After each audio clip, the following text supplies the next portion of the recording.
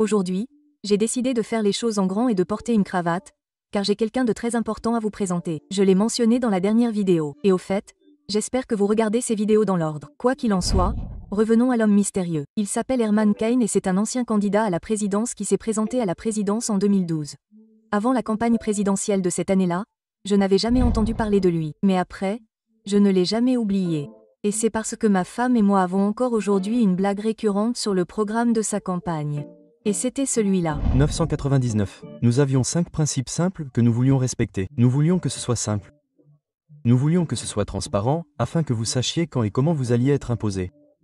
C'est exact. C'était son plan 999. Je sais que certains d'entre vous se demandent peut-être en ce moment même, quel est le rapport avec la prophétie et le redémarrage de l'adventisme? Mais accrochez-vous avec moi. Je vais quelque part avec ça. Le plan 999 d'Herman Cain visait à remodeler les impôts pour exiger un impôt sur le revenu des particuliers de 9%, une taxe fédérale sur les ventes de 9% et un impôt sur les sociétés de 9%. À l'époque, c'était très intéressant et accrocheur, et je n'ai jamais oublié la façon dont il a prononcé cette phrase. C'est exact, le plan 999. La raison pour laquelle je vous ai raconté cette histoire, c'est parce qu'aujourd'hui je veux vous parler de mon plan 999.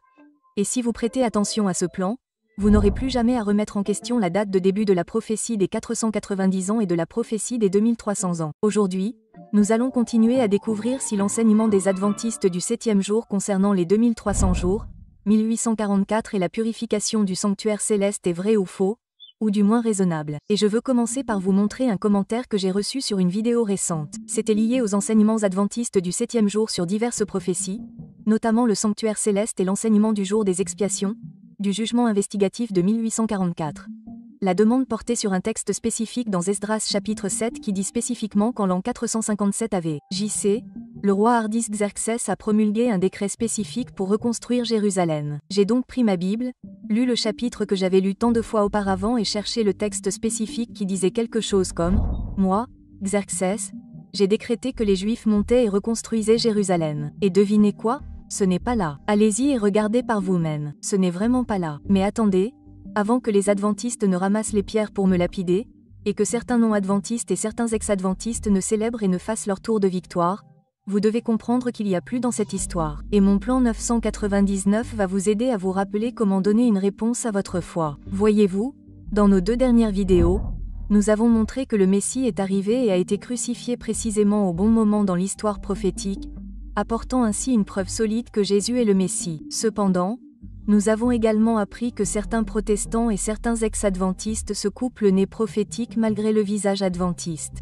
En ignorant cette prophétie, je pense que pour certains, cela ouvrirait la porte à la plausibilité de la prophétie des 2300 jours et que d'autres ne veulent pas ouvrir cette porte, car cela ouvrirait également la porte à la validité de l'interprétation de l'Avent. La question à laquelle nous devons répondre est donc la suivante.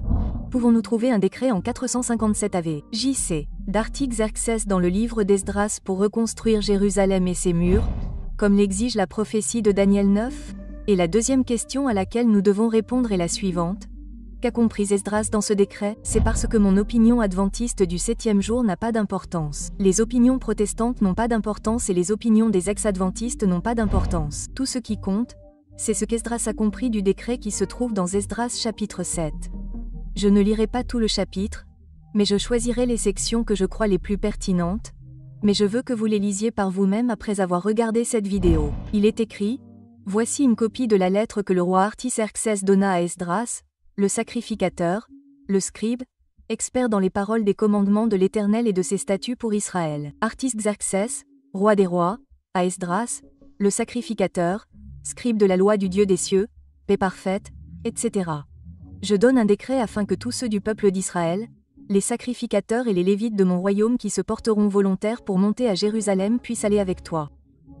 Et comme tu es envoyé par le roi et ses 7 conseillers pour t'informer sur Juda et Jérusalem au sujet de la loi de ton Dieu qui est entre tes mains, arrêtons-nous un instant pour voir ce que nous avons. Versets 11 et 12. Esdras identifie Artaxerxès. Verset 13. Le décret est identifié. Verset 14. L'accent était mis sur l'information sur Juda et Jérusalem. Cela correspond aux exigences de Daniel 9 pour un décret pour lancer la prophétie des 490 semaines que nous avons apprises dans un épisode précédent a été divisé à son tour à partir de la prophétie des 2300 jours. Et vous avez appris cela parce que vous regardez ces vidéos dans l'ordre, n'est-ce pas? L'accent était mis sur les questions concernant Juda et Jérusalem. L'accent est donc différent des décrets précédents de Cyrus et Darius qui étaient axés sur le temple. Celui-ci est axé sur, je cite, Juda et Jérusalem. Lisons la suite. Et moi, Artaxerxès, le roi, j'émets un décret à tous les trésoriers qui sont dans la région au-delà du fleuve, afin que tout ce qu'Esdras, le sacrificateur, le scribe de la loi du Dieu des cieux, vous demandera, soit fait avec soin, jusqu'à concurrence de 100 talents d'argent, 100 grains de froment, 100 basses de vin, 100 basses d'huile et du sel sans limite prescrite.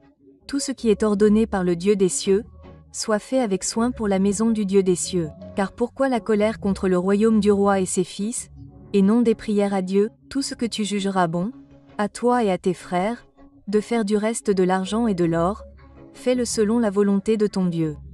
C'est en gros ce que dit le roi Artaxerxès. Voici une liasse d'argent, prends-la et fais-en ce que Dieu veut que tu fasses, et fais-le avec soin. Et, au fait, encore une chose, le décret disait aussi, toi, Esdras, selon la sagesse que Dieu t'a donnée, établis des magistrats et des juges, qui jugeront tout le peuple qui est dans la région au-delà du fleuve, tous ceux qui connaissent les lois de ton Dieu, et qui enseigneront ceux qui ne les connaissent pas. Quiconque n'observera pas la loi de ton Dieu et la loi du roi, qu'il soit promptement jugé, que ce soit la mort, l'exil, la confiscation de ses biens ou la prison. Artaxerxès donne un chèque en blanc à Israël. Il leur donne la liberté totale de rétablir leur système judiciaire à Jérusalem en se basant sur leurs lois, ce qui signifie évidemment qu'ils devront reconstruire Jérusalem, leur ville. Maintenant, c'est là que certains ex-adventistes et certains non-adventistes vont bondir et dire « Il n'est pas dit exactement, je les artise, émet un décret pour reconstruire Jérusalem. » Et ils ont tout à fait raison, ce n'est pas ce qui est dit. Et ils diront aussi que la déduction basée sur la formulation n'a pas d'importance. Mais devinez quoi? Laissez-moi aller un peu plus loin. Aucune de nos opinions n'a d'importance. La seule opinion qui compte en ce moment est celle d'Esdras. C'est lui qui a reçu le décret. C'est lui qui l'a consigné pour notre lecture. C'est lui qui était physiquement dans cette pièce avec le roi Artaxerxès pour comprendre l'intention du roi. Et donc sa compréhension est la seule qui compte vraiment. Maintenant, si seulement nous pouvions lui demander ce qu'il a compris de la signification du décret. Et heureusement, nous le pouvons. Et maintenant, je veux vous parler de mon plan 9999.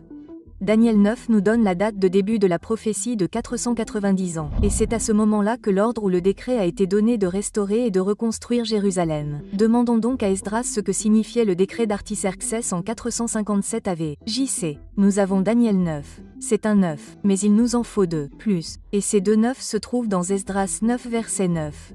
Cela fait 2 de plus. Alors, lisons-le. Car nous étions esclaves, et notre Dieu ne nous a pas abandonnés dans notre servitude, mais il nous a fait miséricorde aux yeux des rois de Perse, pour nous faire revivre, pour réparer la maison de notre Dieu, pour en relever les ruines, et pour nous donner des remparts en Juda et à Jérusalem. J'espère que vous avez compris. Ce verset a été écrit lorsqu'Esdras est retourné à Jérusalem après avoir reçu le décret d'Artaxerxès. Et il a compris que le décret, en plus des précédents de Cyrus et Darius, était un décret visant premièrement à réparer et à reconstruire le temple et deuxièmement à réparer les murailles de Juda et de Jérusalem, ce qui est exactement ce à quoi la prophétie de Daniel faisait spécifiquement référence concernant la reconstruction des murailles en temps de trouble.